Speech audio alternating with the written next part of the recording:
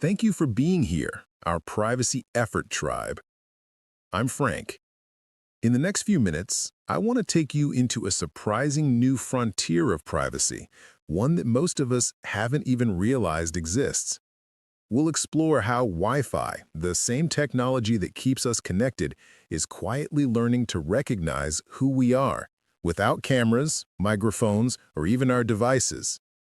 I'll walk you through three things. First, how this device-free tracking actually works. Second, what makes it so powerful and so invisible. And finally, what actions we can take to protect ourselves and shape how this technology is used. By the end, you'll see why privacy in the Wi-Fi age isn't just about your phone or your data anymore. It's about your physical presence itself. Let's begin. Today, we're going to look at a radical shift in how tracking works, one that bypasses all the things we usually worry about: cameras, mics, even your phone or watch. We're talking about device-free biometrics, or DFB, the idea that your body itself creates a unique, traceable Wi-Fi fingerprint. The urgency here is real, as this isn't some sci-fi concept. The Wi-Fi routers and access points already in your home, your office, and everywhere else are the sensors, tracking you right now just by watching how your body interferes with the radio waves already filling the room. These systems have become incredibly good at this. Systems like WiFi are hitting person re-identification accuracy up to 95.5% with public datasets. In controlled tests, using cheap, off-the-shelf Wi-Fi gear to identify a stationary person, they've pushed classification accuracy up to an incredible 99.82%. That's almost perfect identification without you carrying a single thing. This paints a really unsettling picture, one based on specific warnings from researchers at the Karlsruhe Institute of Technology, KIT. Let's walk through a scenario. Imagine you decide you need a break and leave your phone at home to go for a walk to the park. You pass a cafe or walk down your office hallway to grab a coffee, feeling secure because you've consciously unplugged. But inside those buildings, the Wi-Fi networks are constantly chattering, optimizing signals by exchanging unencrypted data called beamforming feedback information, or BFI. Normally, this is just technical noise.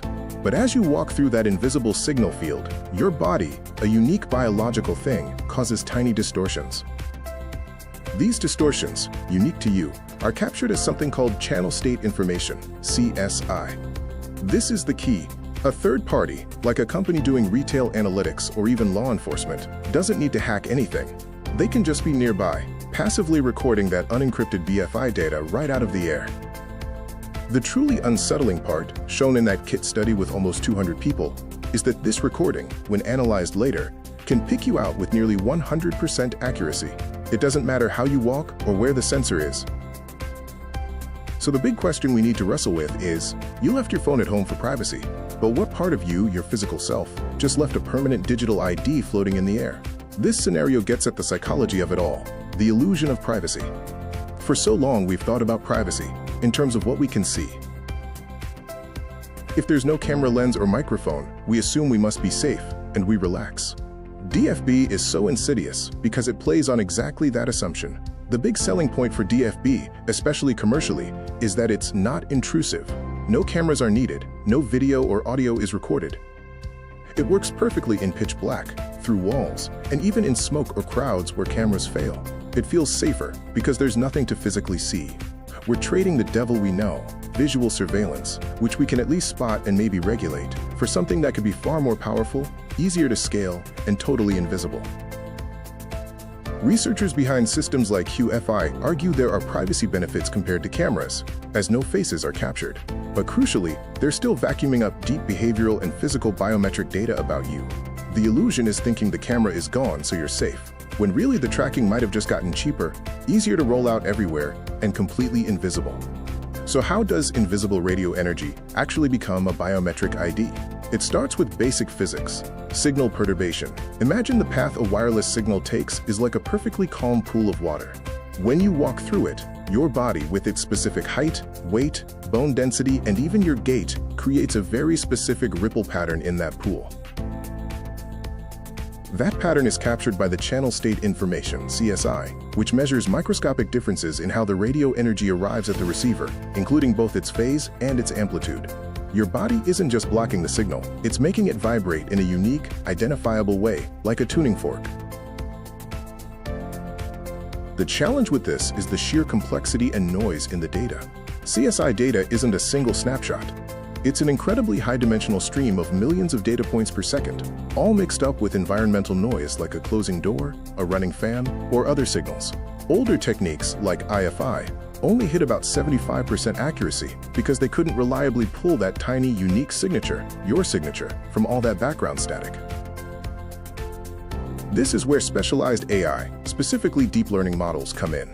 They act like incredibly sophisticated translators for this messy signal data. They often use different types of neural networks for different jobs. For instance, convolutional neural networks, CNNs, are really good at spotting spatial patterns. Think of them as looking at the shape or silhouette of your body as it moves through the signal field. For the movement aspect, models like long short-term memory networks, LSTMs, and transformer encoders are used. These are designed specifically to analyze data that changes over time, learning the unique temporal features, how your arm swings, a tiny drag in your step you don't even notice, or even the microscopic movement of your chest when you breathe. By combining both the shape and the movement pattern, the AI identifies what researchers call a spatiotemporal feature. This is essentially your unique movement blueprint, mapped across both space and time. It's not just that you're 6 feet tall, the spatial part. It's how your 6-foot frame moves, your specific rhythm, your reaction time, the exact angle your elbow bends when you reach for something. That combined signature in space and time is what becomes the reliable biometric ID. The complexity of the movement is super important. Research on the wireless ID system found that the more complex the movement, the clearer the identification. When people made a simple gesture, like drawing the number 1 in the air, the signatures weren't very distinct. But for more complex gestures, like drawing a 2 or a 3, the system's accuracy shot way up. The richness of your behavior literally creates a richer, more unique ID. And even if you're standing perfectly still, the tiny changes in signal amplitude and phase caused just by your breathing can be enough to identify you.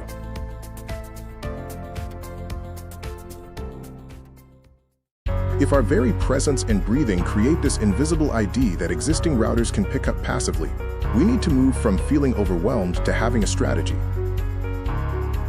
Since this tech is basically already here, our main focus has to be on regulating its use and demanding transparency. Let's outline 3 key strategies. First, demand policy transparency. Most surveillance laws were written with CCTV cameras in mind, focusing on the visual recording of an image or capturing audio. These radio-based identifiers capture neither visual nor audio. This kind of radio frequency tracking often slips into a weird legal gray area, sidestepping laws designed for older tech. So step 1 is getting regulators to actually define these signal disturbances as personal biometric data. We need new or updated regulations that explicitly protect this kind of privacy, ensure data transparency so you have a right to know if and where you're being tracked this way, and set strict, mandatory limits on how long this invisible data can be kept. Second, recognize the scale of the threat. This is about systemic awareness. Because DFB can use cheap, everyday Wi-Fi gear and often piggybacks on unencrypted BFI traffic, rolling it out is incredibly easy. This means the existing wireless infrastructure, routers in the city, airports, shopping malls, your office, could potentially form what my study reports call a near-comprehensive surveillance infrastructure, almost overnight. We have to start assuming that any active router, especially high-power ones designed for range, could be a sensor watching your presence, and maybe even your identity. This leads to the most hands-on strategy: explore disruption. The reports mentioned camo-fi, or signal distortion. It sounds a bit like a modern scientific version of wearing a tinfoil hat, but there's some physics to it. The idea isn't to block the signal, but to scatter it aggressively and make it chaotic. Practical, though maybe temporary. Disruptors could involve materials that mess with the signal's path unpredictably, like mylar bags, strategically placed tinfoil, or even wearing clothing with sharp angles and geometric shapes, similar to how stealth planes are designed to scatter radar signal. The idea is that the artificial intelligence system can't lock on to a stable pattern if the signal is just bouncing around like crazy off some weird reflective surface you're carrying or wearing.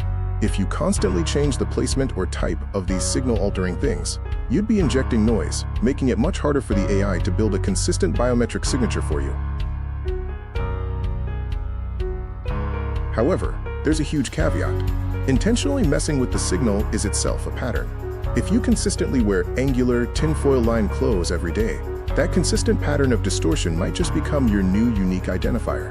You become the tinfoil person, falling into the ultimate privacy paradox where your attempt to vanish creates a new way to be seen. To be fair, this technology isn't just for nefarious tracking. There are potentially huge benefits. The reports highlight healthcare, especially elderly monitoring. Imagine hospitals being able to detect if a patient falls or track their movement in a private room without intrusive cameras. That could solve a massive ethical problem. Or smart homes could adjust heating and lighting based on identifying which specific family member just walked into a room, not just that someone is there. This sounds genuinely useful, especially for patient safety or keeping an eye on aging relatives remotely. But the systemic risk arises when that same power becomes available to anyone with a router. The low barrier to entry makes it incredibly easy for almost any third party to start tracking people.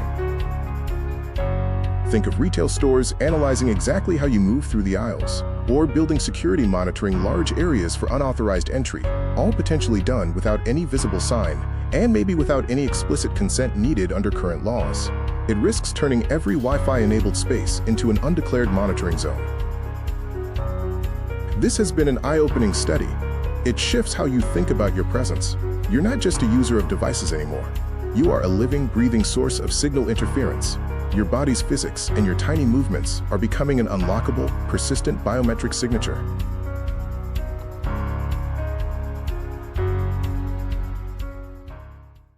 Let's take a moment to look back at what we've just explored.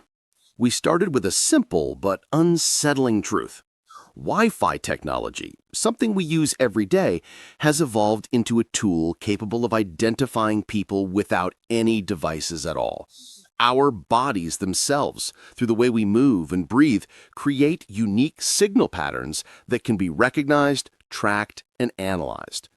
We then walked through 3 key strategies for dealing with this new reality. First, we talked about regulation and transparency, pushing lawmakers to recognize these invisible signal disturbances as personal biometric data, and to give us the right to know when and where we're being tracked. Second, we looked at the scale of the threat, how the same Wi-Fi infrastructure that connects our homes, offices, and cities could so easily turn into a vast, silent surveillance network. And third, we explored disruption, creative ways to scatter or confuse those signals, and the paradox that sometimes even our attempts to hide can make us stand out more. In the end, what this all comes down to is awareness. The invisible networks surrounding us aren't going away, but understanding them gives us the power to ask the right questions, push for smarter laws, and make better choices about the spaces we live in. The future of privacy isn't just about hiding, it's about seeing the unseen and making sure that what's invisible stays accountable. As a final thought to chew on, consider just how detailed this sensing already is. Wi-Fi can already pick up the tiny movements of your chest to estimate breathing and heart rate, and can identify people by subtle hand gestures. If radio waves can do that, what might be possible with acoustic eavesdropping, using the sound waves you can actually hear and analyzing how they distort based on your presence and movement in a room? Where does that lead? It's definitely time to become more aware of the invisible signals swirling around us, and maybe start asking some hard questions about the policies, or lack thereof, governing the tracking devices we never even agreed to carry in the first place. Until next time, stay curious and stay informed. That wraps up today's discussion. Thanks for watching and tuning in. If you're curious to dive deeper into this topic, make sure to visit our website. The link is in the description below. Don't forget to subscribe and click the bell so you never miss an update. See you next time.